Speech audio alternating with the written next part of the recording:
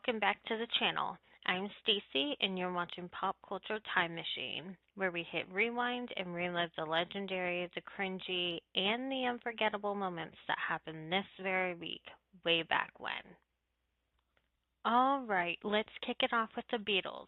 John Lennon, Paul McCartney, George Harrison, and Ringo Starr made their live American television debut on February 9th, 1964 on The Ed Sullivan Show.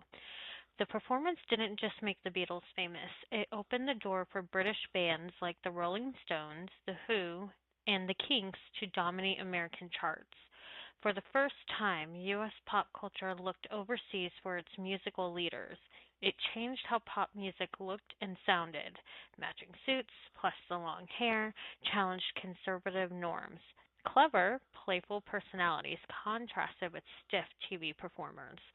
Rock bands writing their own songs became more accepted during this time. This helped shift pop music from polished, adult oriented entertainers to artist driven bands with identity and attitude.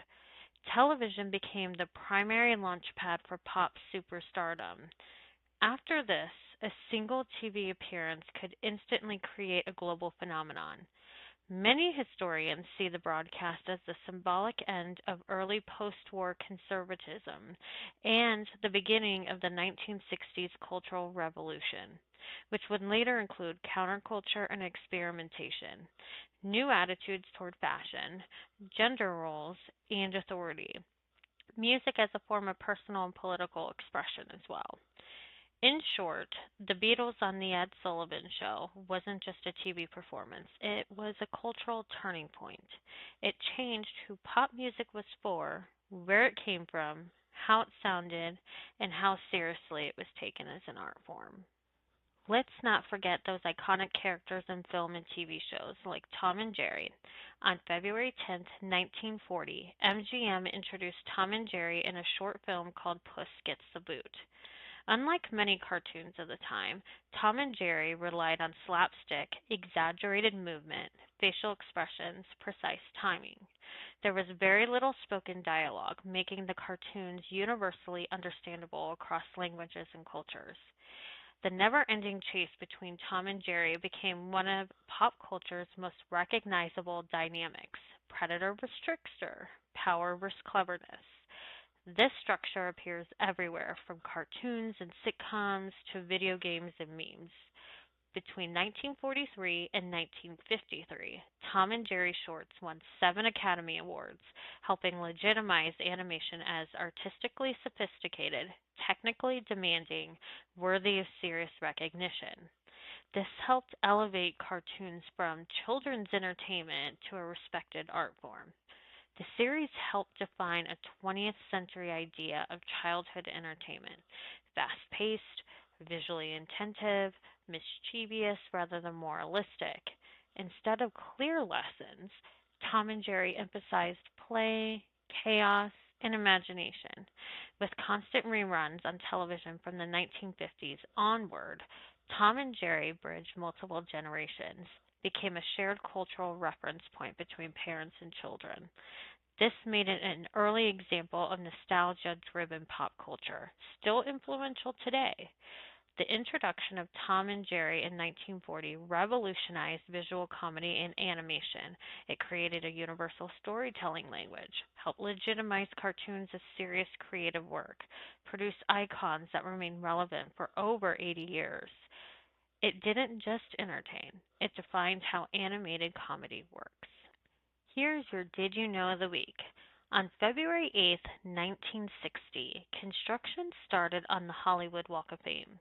The Hollywood Walk of Fame was conceived in 1953 by the Hollywood Chamber of Commerce as a way to revitalize Hollywood after post-war decline, to celebrate the entertainment industry as well, and attract tourism and preserve Hollywood's status as a cultural capital. For the first time, celebrity was literally set in the ground, free and accessible to anyone walking the street. Pop culture icons were no longer distant or elite. They were part of everyday urban life, something you could stand on, photograph, and touch. The Walk of Fame helped formalize fame as something that could be measured, awarded, and ranked.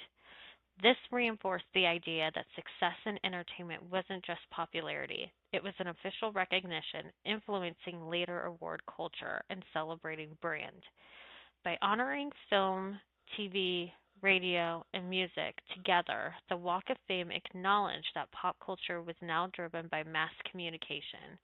Entertainment crossed mediums. Celebrities were multi platform figures. This mirrored the 20th century shift from local fame to global media stardom.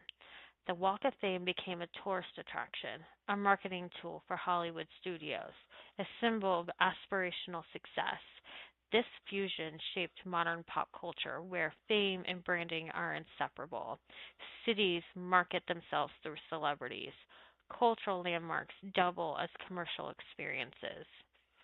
But in short, the construction of the Hollywood Walk of Fame turned celebrity into a public monument, reinforced the power of mass media, helped define how pop culture remembers its icons, blended entertainment, commerce, and tourism into one experience.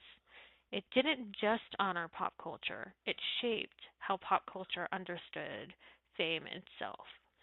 And that's your nostalgic rewind. This week in pop culture history gave us everything. What's your favorite throwback moment? Let me know in the comments below.